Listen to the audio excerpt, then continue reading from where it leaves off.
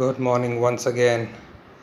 I'm back with my bookshelf tour, the second column of the second shelf. So, the first book that I have here is, um, you can see it's written Moral Discourses by Epictetus. I have a great respect for Stoic philosophy, and Epictetus is perhaps the most well known Stoic philosophers, along with Seneca and Marcus Aurelius. Um, However, Epictetus was a little bit on the metaphysical side of Stoicism. He was also a theist who believed in a providence, a benign providence, which is really something that not many of the Stoic philosophers would agree with. So, but apart from those, the classic ideas of Stoicism have been um, um, brought out most beautifully by Epictetus. This book was uh, uh, it was taken down by, as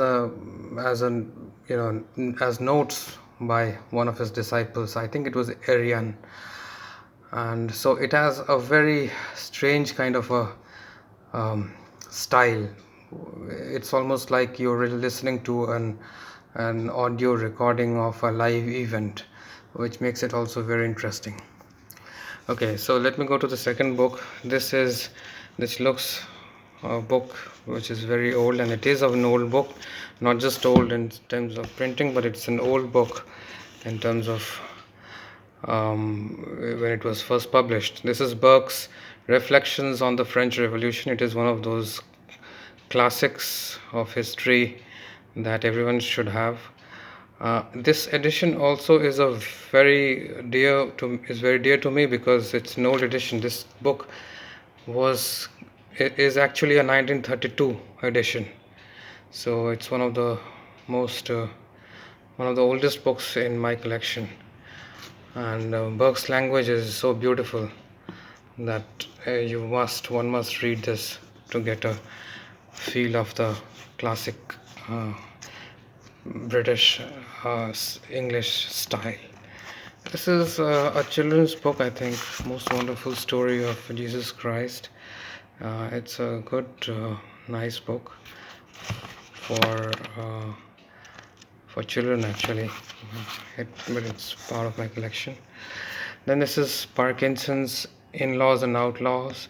Parkinson is the famous British writer who came out with the Parkinson's Law, various laws of daily life, which made him very famous because these were really up to the point.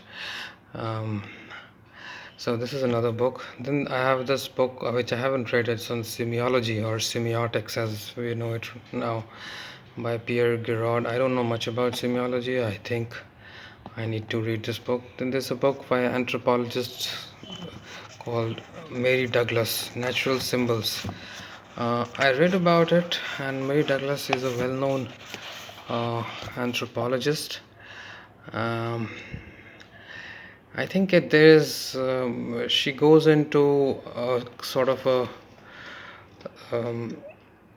how human bodily waste somehow determines our thinking of society. So, in that sense, it's a very interesting hypothesis and a book which should be read. This is a book called Oxford Murders. This is not a true story, it's a fiction. It was also made into a movie. I hated this book. It's a very bad book. A murder mystery, but hardly there is any mystery. It's I don't know how it came to be converted into a movie. It's a really bad book. Now then I have this book by R.M. Gadd, which I haven't read in history, from Ur to Rome. So it's about ancient history. Then I have this classic by Truman Capote, In Cold Blood, which is a book that made Truman Capote very famous. This is a book about killings in Midwest America. I haven't read this book in entirety. I do have read some part of it, and I look forward to reading this book. Highly interesting book. Then this is P.G. Wodehouse's. Let me show you the cover page of this. This is a Penguin edition. Truman, Capote in Cold Blood. As you see, it's a true crime, but this is the book that made Capote most famous. So, and then I have this book by P.G. Wodehouse, which are The Clicking of Cuthbert and Golf Stories by P.G. Wodehouse. P.G. Wodehouse, the famous humorous writer. And then I have this book. This is actually about Marxism, and this is actually a collection of selections from all the volumes of Marx. Look, this is Capital and Other Writings, if you can read it. The spine has come off, so but I'll show you the side. It's a collection, Capital, Communist Manifesto, and the Other Writings of Karl Marx, edited by Max Eastman. And this is a work which seeks to arrange all the writings of Marx in an order that makes it coherent and consistent. So for that reason, I admire this book.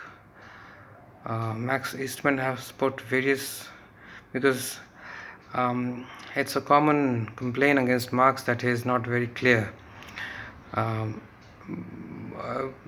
It's also very obvious to anyone who has read Marx that he hasn't put down all his ideas in a methodical order.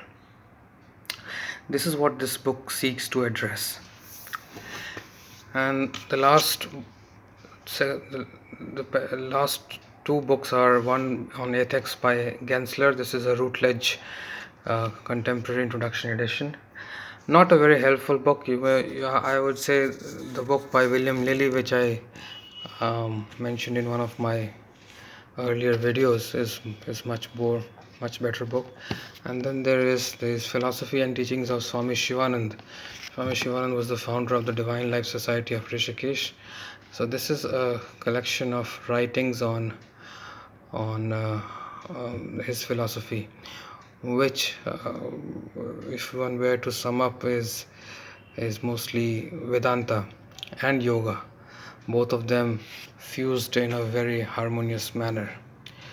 So that brings me to the end of the second column of the second shelf, and I'll see you in my next episode with the third column of my second shelf.